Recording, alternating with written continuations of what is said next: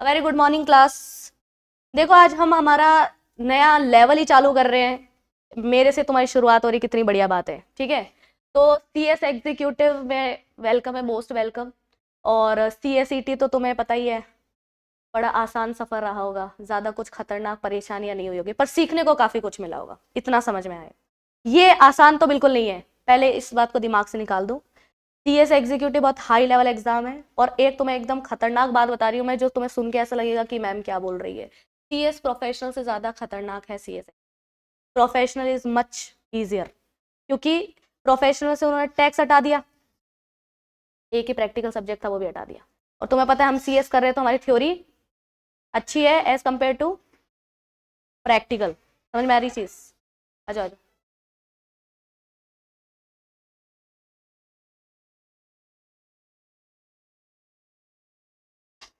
यहाँ से सीएसईटी कितनों ने किया है, कौन किस किसने किया है?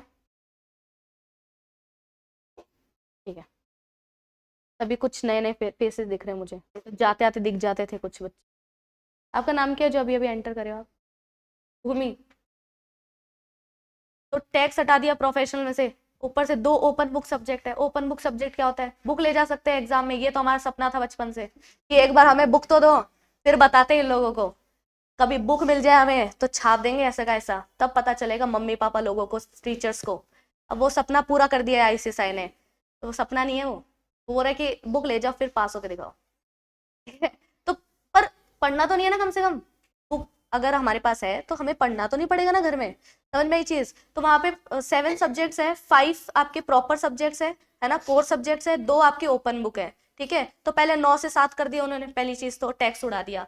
तो प्रोफेशनल बहुत ज्यादा इजी हो गया, जो पहले नहीं था, पहले नहीं हुआ करता था। एग्जीक्यूटिव ज्यादा खतरनाक कर दिया, क्योंकि पहले ही हो जाए ना फिल्टर।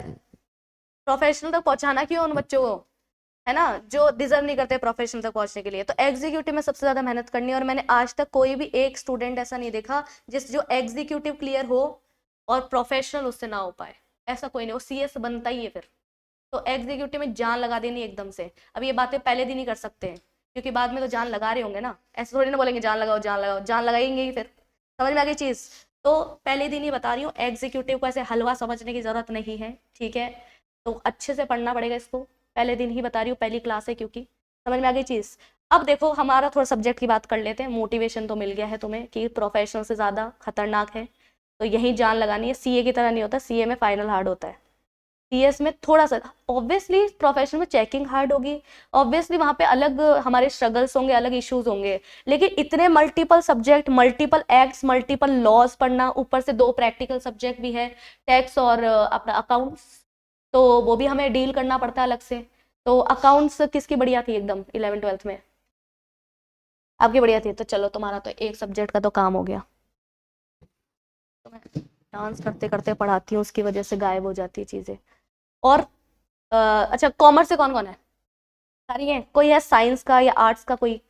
अच्छा, आप आर्ट्स से, मुझे याद है आपका, और आप आर्ट्स से ही हो। और कोई? 2 ही बच्चे? कॉमर्स के एग्जाम्पल सोच के देने पड़ेंगे। इशिता एंड आपका नाम क्या था? कृति एंड इशिता, आप दोनों आर्ट्स से हो। साइंस से है कोई?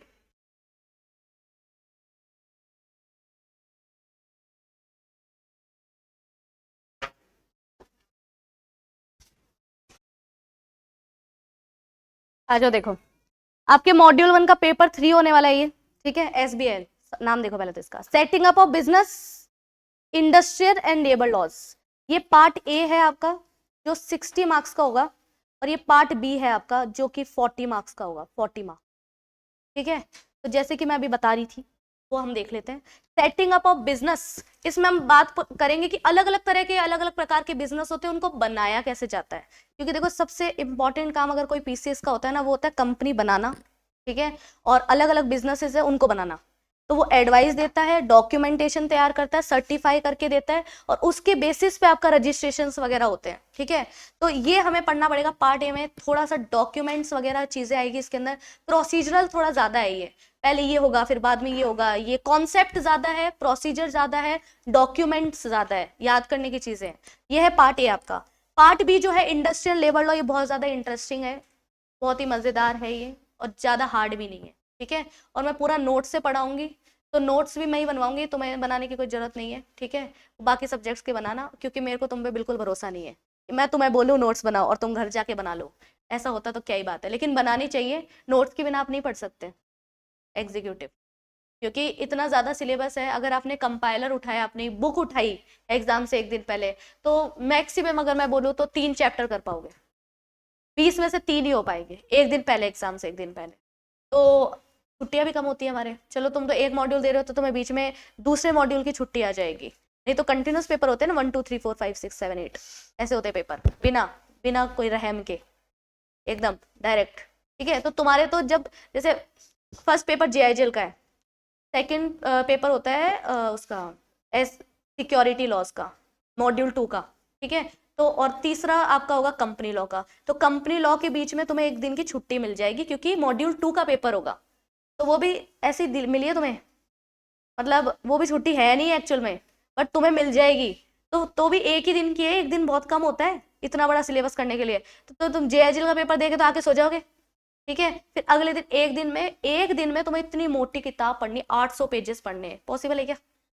तुम कैसे करोगे फिर? नोट्स के बिना पढ़ ही नहीं सकते हम।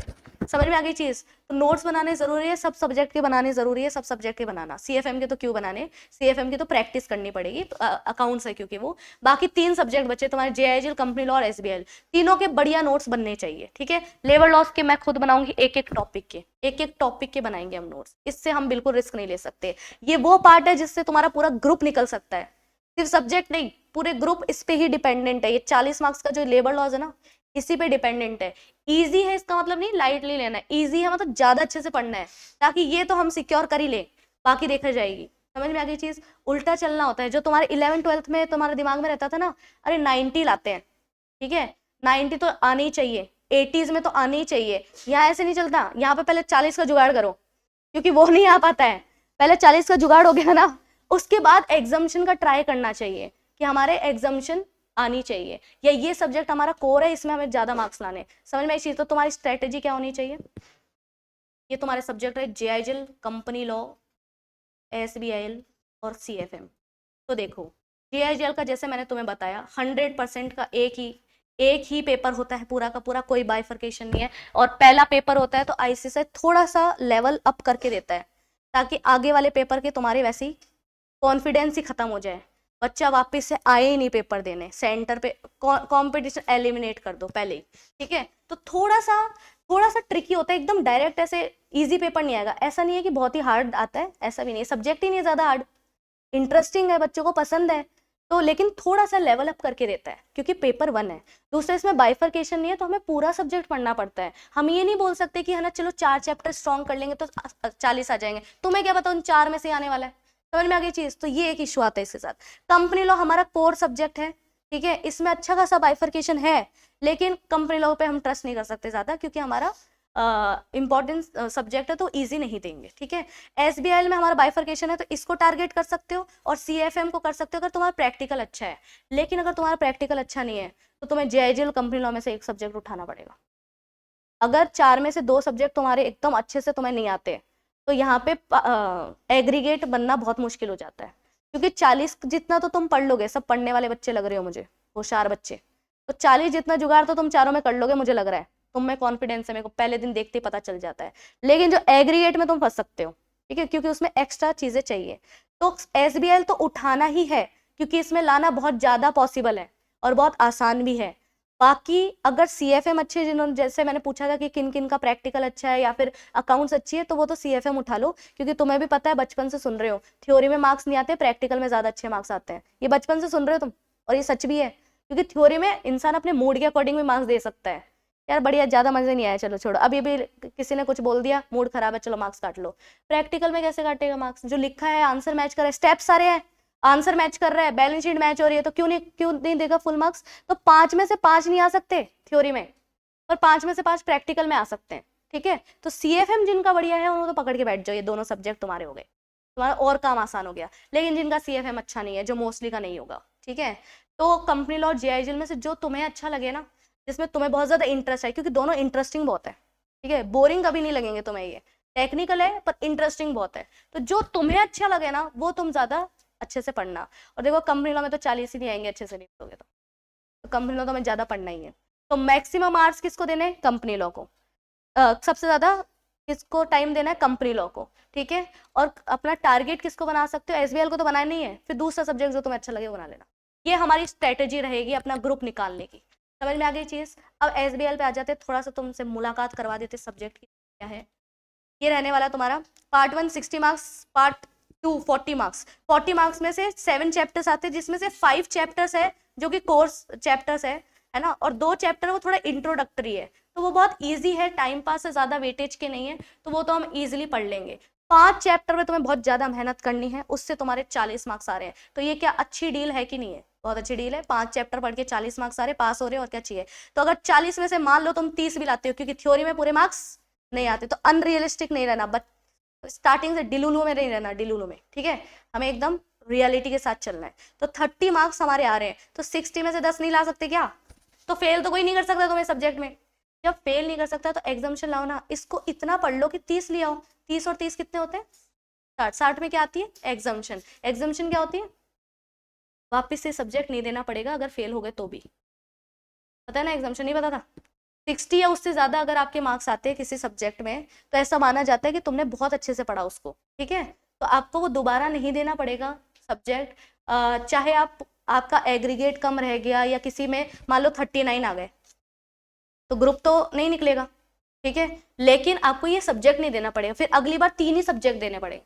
समझ में आ रहा है मैं क्या बोल रही हूँ। और तुम्हें एग्रीगेट के लिए तो लगेगा ये सब्जेक्ट, तुम्हारे अगर इसमें मान लो 70 आ रहे हैं, ठीक है, तो इसके 50 का जुगाड़ तो कर दिया इसने, बाकी 2 सब्जेक्ट का और जुगाड़ कर दिया इसने, उसमें 40 में आ रहे होंगे तो कोई बात नहीं, उसके 50 और 50 बना देगा ये, ठीक है। एक सब्जेक्ट की मेहनत करनी है। तो फॉर एग्जाम्पल तुम्हारे अगर सीएफएम में फिक्स 40 ही आए हैं, जो आ भी सकते हैं, ठीक है, तो फिक्स 40 ही आए हैं, एसबीएल में तुम्हारे मान लो 70 आ गए।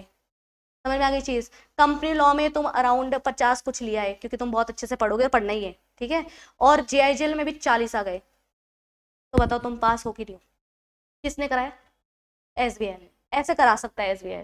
तो वो एग्रीगेट में मदद करेगा, बाकी सब्जेक्ट को 40 के लिए पढ़ना तो है ही हमें, और कंपनी लोगों को थोड़ा ज्यादा पढ़ना है। समझ में आ गई चीज। इसमें तुम्हारे अच्छे मार्क्स आने चाहिए दिखने के लिए कि रिजल्ट में कंपनी लॉ में अच्छे मार्क्स है। जिस बच्चे के कंपनी लॉ में अच्छे मार्क्स नहीं आ रहे तो वो सीएस कैसे बनेगा। समझ में आई चीज। तो ये तो हमें ज्यादा पढ़ना ही है, तो ये तो मान के चलो, ठीक है। बाकी पास कराने की बात करूँ तो वो एसबीआई में ही है हिम्मत इतनी कि वो पूरा ग्रुप निकलवा दे, और कोई सब्जेक्ट में उतनी हिम्मत नहीं है कि वो पूरा ग्रुप निकलवा दे। सब्जेक्ट पढ़ोगे तो सब्जेक्ट निकलेगा, ग्रुप सिर्फ एक सब्जेक्ट निकलवा सकता है एसबीआई। समझ में आ गई चीज। तो इसको एकदम चिल होके पढ़ना है, पर ज्यादा भी चिल नहीं होना है। समझ में आ गई चीज। 7 चैप्टर्स रहने वाले हैं इसमें, 13 चैप्टर्स। अब ये थोड़ा ये अच्छा लग रहा है क्या तुम्हें। 13 चैप्टर पढ़ोगे ना, इतने बड़े बड़े चैप्टर है ये, तब जाके 60 मार्क्स आएंगे। यहाँ पे 5 चैप्टर पढ़ने और उसमें आपके 40 मार्क्स आ रहे हैं। वो अलग बात है कि इन 5 चैप्टर के सब पार्ट्स हैं, बट बहुत ईजी और छोटे छोटे पार्ट्स है। एक दिन का एक चैप्टर, एक दिन का एक एक्ट, ऐसे है, ठीक है। अब देखो, सबसे पहले हम पार्ट 1 की बात करते, तुम्हें तो टाइम ही हो गया आज ये सारी बातों पे, कल ही कर पाएंगे हम इंट्रोडक्शन। मेरे अकॉर्डिंग तुम्हें सीएस एग्जीक्यूटिव का तो मैंने ओवरव्यू दे दिया है मेरे अकॉर्डिंग।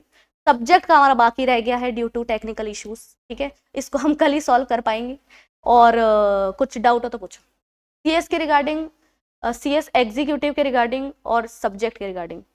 सब्जेक्ट तो तुम्हें ज़्यादा समझ आया नहीं अभी तक, वो तो कल आएगा। कोई डाउट है सीएस के रिगार्डिंग तो नहीं है ना, बस और कोई दिक्कत की बात नहीं है।